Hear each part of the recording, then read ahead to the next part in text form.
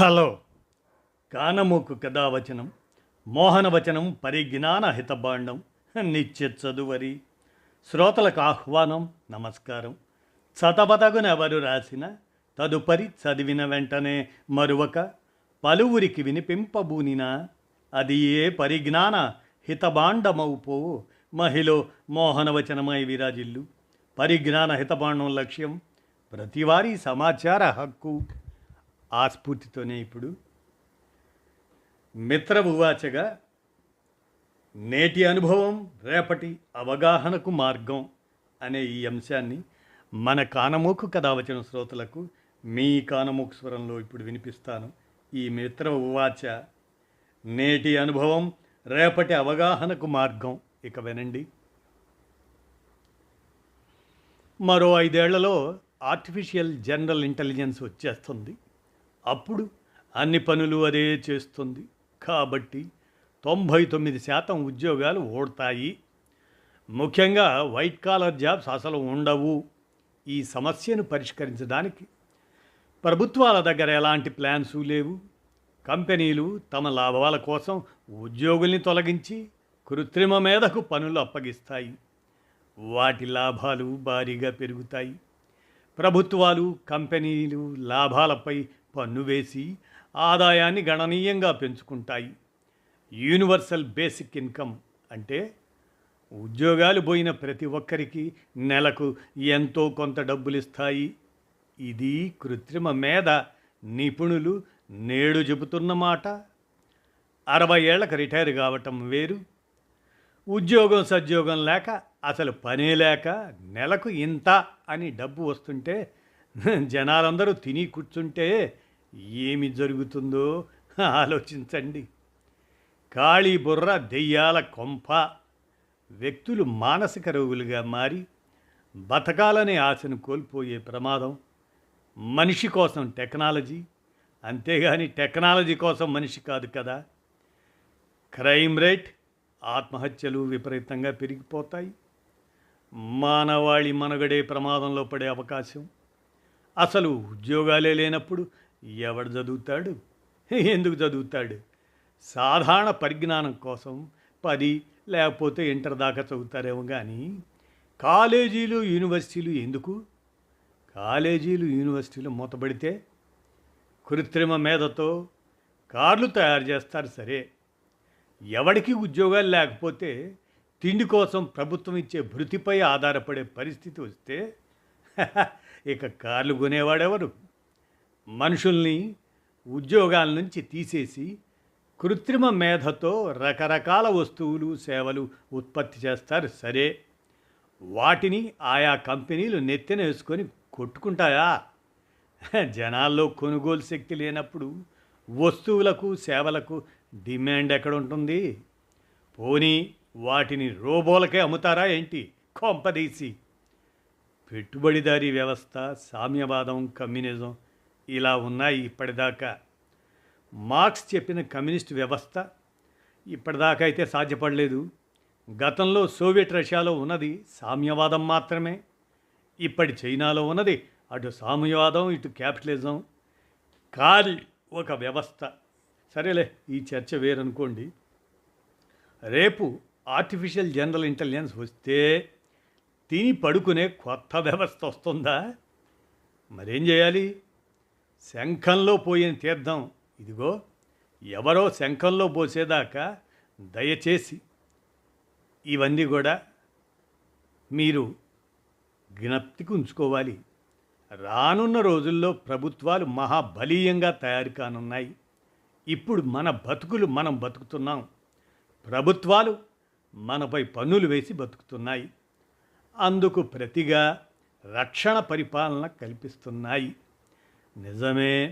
కానీ రేపు ప్రతి పౌరుడు ప్రభుత్వంపై ఆధారపడి బతికే రోజులు వస్తే ప్రభుత్వాలు వాటిని నడిపించే నాయకులు ఎలా ఉంటారో ఆలోచించండి. అబ్బే, చట్టాలు చేయటానికి ఎమ్మెల్యేలు ఎంపీలు ఎందుకు?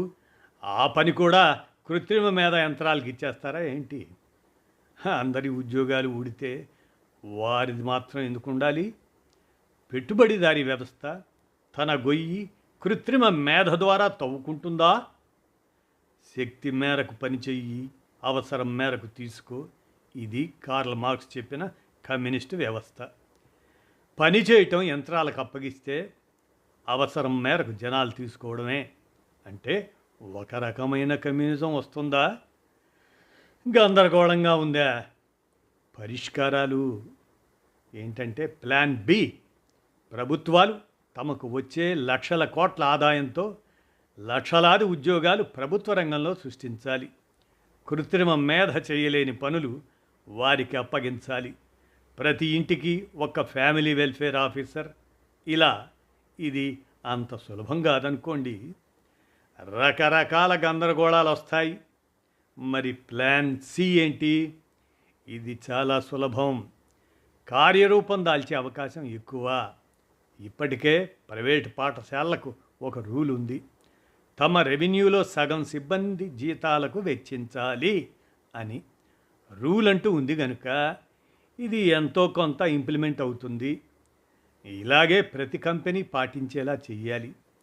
మీ ఉత్పత్తులు మార్కెట్లో అమ్ముకోవాలంటే అది మొబైల్ ఫోన్స్ కావచ్చు, కోకాకోలా కావచ్చు, కారు కావచ్చు, స్కూటర్ కావచ్చు, లేదా మెడికల్, ఎడ్యుకేషన్, హోటల్ లాంటి సర్వీసులు కావచ్చు.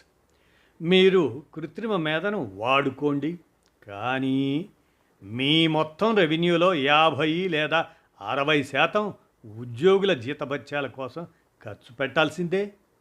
లేకుంటే మీ ఉత్పత్తుల్ని పాలపొంత కవితల ఉన్న బ్లాక్ హోల్లో పోసుకోవాల్సిందే అని రూల్ పెట్టాలి. కృత్రిమ మేధ చేయలేని పనులు ఎంప్లాయీస్కు అప్పగించాలి. పని తక్కువైతే పని గంటలు తగ్గించాలి.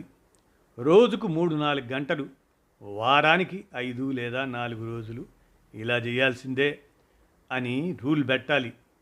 ఇక 1991కి ముందు ఆఫీసులు 5 ముగిసేవి. పని ముగించుకొని తల్లిదండ్రులు, స్కూలు ముగించుకొని పిల్లలు ఇంటికి చేరుకునేవారు. అటుపై ఫ్యామిలీ టైం అన్నీ చాలా మటుకు సవ్యంగా సాగేవి ఆ రోజుల్లో. మల్టీనేషనల్ కంపెనీస్ వచ్చాయి, బతుకుల్ని బుగ్గిపాలు చేశాయి. కనీ విని ఎరుగని జీతాలు, అలాగే పని గంటలు. రాత్రి 10 దాకా ఆఫీసు, ఇంటికొచ్చాక కూడా ల్యాప్టాప్తోనే కాపురం. పిల్లలు బుట్టరు, పుడితే వారి ఆలనా పాలనా చూసుకునే సమయం పేరెంట్స్కు లేక వారి చేతికి సెల్ ఫోన్ ఇవ్వడం, ఇక అంతే, మొత్తం నాశనం. ఆర్టిఫిషియల్ జనరల్ ఇంటెలిజెన్స్ వచ్చి మనుషులు చేసే పనులు తగ్గి పని గంటలు తగ్గితే ఫ్యామిలీ టైం పెరుగుతుంది, మానవీయ విలువలు పరిమళిస్తాయి. మల్టీనేషనల్ కంపెనీలు ఇన్నాళ్ళు చేసిన ద్రోహానికి ప్రాయశ్చిత్తం జరుపుకున్నట్టు అవుతుంది. తీరిక సమయం పెరిగితే జనాలు నెగిటివ్ విషయాలు చేస్తారు అంటారా? మంచి చెడు రెండూ ఉంటాయి. చెడుదారిలో వెళ్ళిన వారు నాశనం అవుతారు. వారిని పట్టుకోవటం కృత్రిమ మేధ యుగంలో బహు సులభం. ఉదాహరణకు, ఎవడు ఏ సినిమా చూశాడు? అది ఫోర్న్ లేక సాధారణ ఫిలిమా? ఎక్కడ మందు కొన్నాడు? డ్రగ్స్ ఎక్కడ కొన్నాడు? ఇలా ప్రతి ఒక్కటి సాయంకాలానికి బహిరంగంగా చెప్పే అవకాశం ప్రభుత్వానికి ఉంటుంది. రూల్ పెడతారు.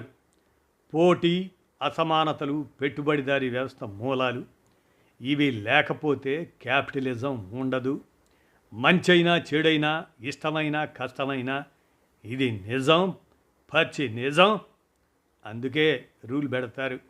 లేకుంటే పెట్టుబడిదారులు తమ గొయ్యి తాము తవ్వుకుంటారా ఏంది? ఒక్కటి మాత్రం నిజం, రేపటి రోజుల్లో 2 రకాల వ్యక్తులకే ఉద్యోగాలు.